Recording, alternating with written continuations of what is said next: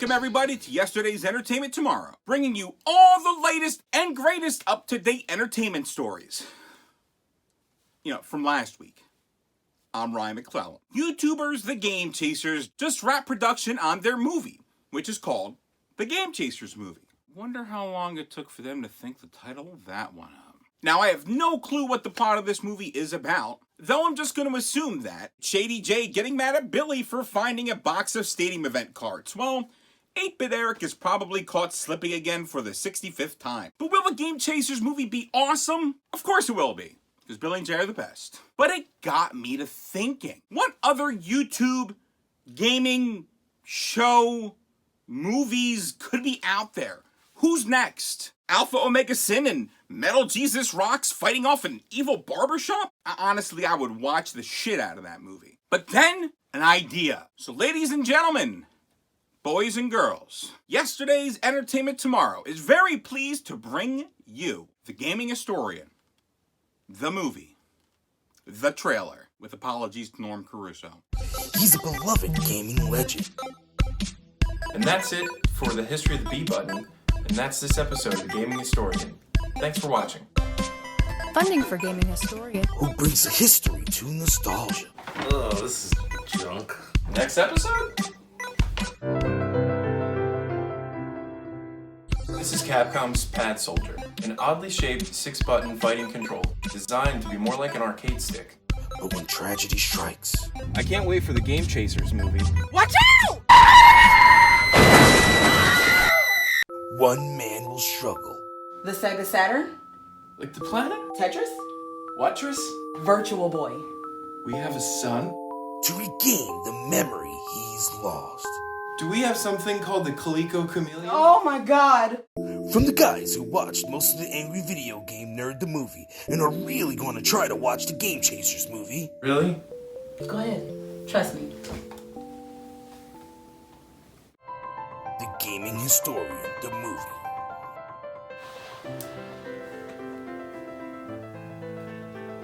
That feels right. Can't we just do a video on the Seattle Mariners?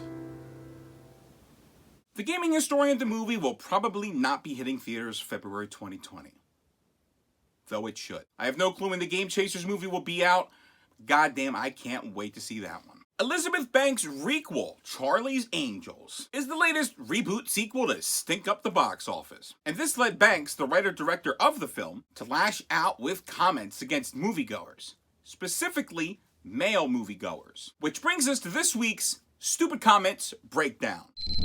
What? I can't hear you! You talking to me? What did you say? Are you talking to me? Well, I'm the only one here. Banks made these comments this past week about the film, Charlie's Angels, which was released last week, which placed third on its opening weekend last weekend with a paltry $8.4 million gross, and dropping 69% this past weekend in its sophomore frame. Banks' comments blamed moviegoers and superhero films, saying that male moviegoers will see women superhero movies, but not women action films. For me, it's all about correlation. How so? I'm glad you asked. Kristen Stewart is the star of those Twilight movies, and while being a billion years old now, I see them as pure hot garbage flaming on a stick. And Stewart's acting is about as fun as watching paint dry. You're Bella? Yes.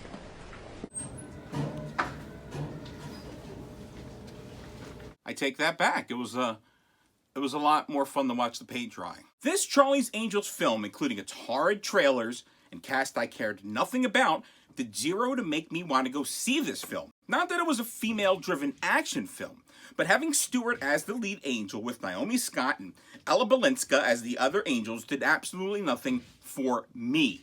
The trailer, it was...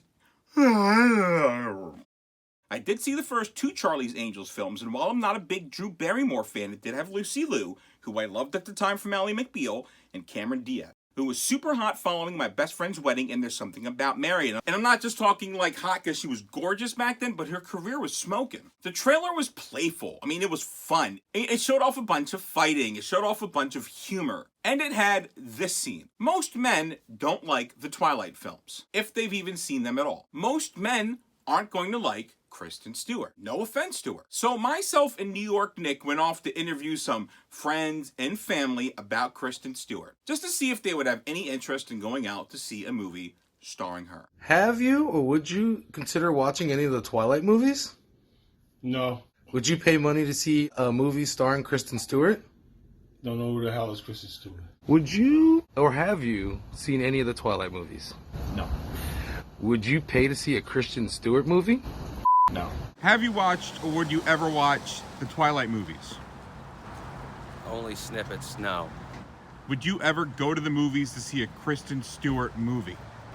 Yes. Have you ever seen any of the Twilight movies? The Twilight? No, I haven't. Would you pay to see a movie starring Kristen Stewart? Don't know who he is, so... At the end of the day, Banks should look at the movie she wrote, directed, produced, and cast. Look at the marketing.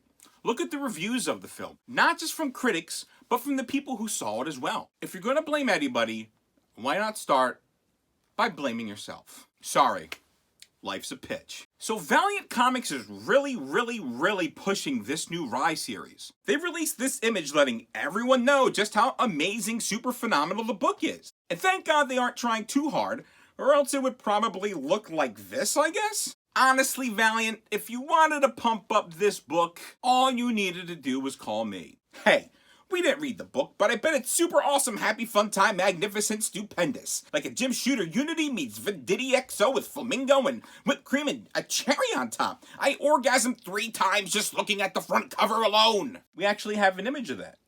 Alright, I'm told we have an image of that. Okay, that may just be a tiny bit of overkill. Just a tad. Valiant also released this very interesting Rye lyric music video thing on YouTube the other day. The lyrics are by Rye writer Dan Abnett, who I've loved since his days of Valiant Shadowman, or even going back to Legion Lost. And the music is by A Sound of Thunder, who I've never heard of, but I checked out their stuff. They're pretty kick-ass. But then I watched this, and... so this is a thing.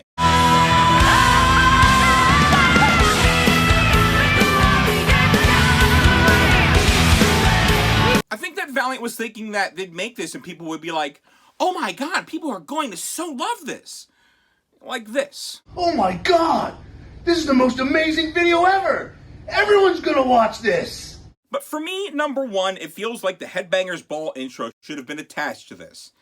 And that's not really a knock. But B, I kind of feel right now that Valiant is the last place kids soccer team just ecstatic just to get a participation trophy. So let me do a call back to Officer and Gentleman. Way to go, Valiant! Way to go! Wrong.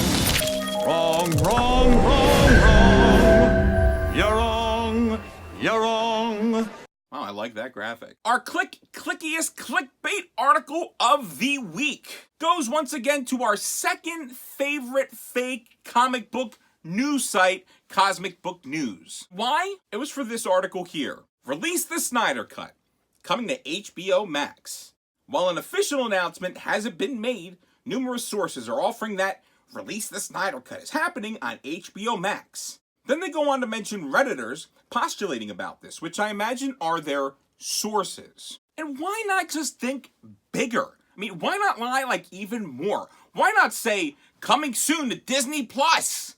Justice League Snyder Cut. Because Warner Brothers didn't give a f***. Disney Plus is gonna hook you up. Then have a headline saying the Batman Ant-Man team-up movie has been approved by studio heads. And then have a headline stating that Joe Quesada is really a reptilian who used Marvel to spread his reptilian propaganda. That website really makes me angry. But speaking of the Snyder Cut. Snyder Cut! Why did you say that name? New York Nick Guzman was at some brewery charity event, which I wasn't invited to, but he went. So, thanks, Nick. Thanks. So he decided to ask some drunk patrons and the brewmeister himself about that famed Snyder Cut. I'm sitting here with my boy Ed. He's a brewer. Would you consider making a Snyder Cut brew? Let me think about that. Really? Yeah, size different. You really think I would do that? Would you? Not my kind of thing. Is there any way to find a Snyder Cut? The What? Snyder Cut. They talk about those in the Midwest, not out here, bro. He's videotaping. We're in Trent. You talking about the Snyder Cut? None of that shit Batman happens out vs. here. Superman? None of No that- Snyder That Cut? doesn't happen out in All Metropolis, you gotta know is about Wonder Woman. Wonder Woman's hot. Ain't no Snyder Cuts here, baby. See, no Snyder Cut. Though I would totally buy a Snyder Cut beer. As long as it didn't taste like sadness. Kathleen Kennedy is stupid. I could just end it right there.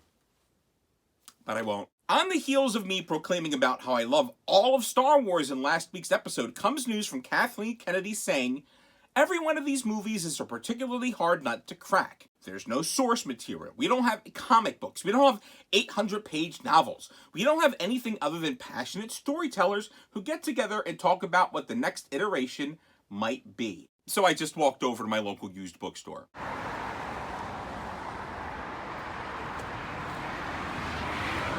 All right, let's see. Sci-fi. Oh. Star Wars.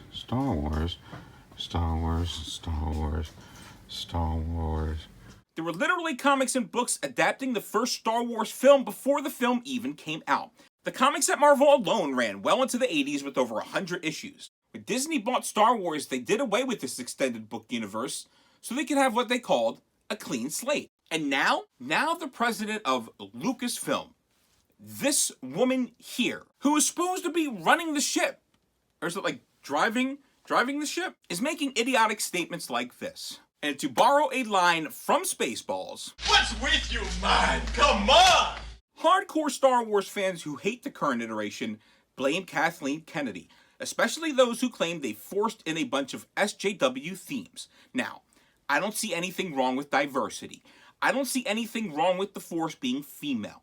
The only big problem I see is this woman being in charge. The only clue she has is when she's playing the board game. And even then she's like, when do I get to buy Boardwalk? Disney, I don't care who's running Lucasfilm. Man, woman, child, monkey, robot monkey. I don't care who it is. Just make sure to keep this woman very far away. Thanksgiving is this week, so feel free to watch the amazing 1-2 punch of Thanksgiving and Thanksgiving 3. And I myself starred in Thanksgiving 3. It's true. Look, right here. Rim Job Rick, Thanksgiving 3. But if you are too lazy to watch the entire film, I was actually watching it the other day and recorded my part on my cell phone. And I was nice enough to put the subtitles on for you. Lame. Man speaking indistinctly. Son of a bitch. And that's it for this episode of Yesterday's Entertainment Tomorrow. Don't forget about our Nintendo Chucky and DVD contest, which just had new prizes added. Links below. Next week, we're going to Classic Game Junkie, and we're going to follow that up with episodes featuring interviews from people like actress Tracy Birdsall and TV superstars, the comic book.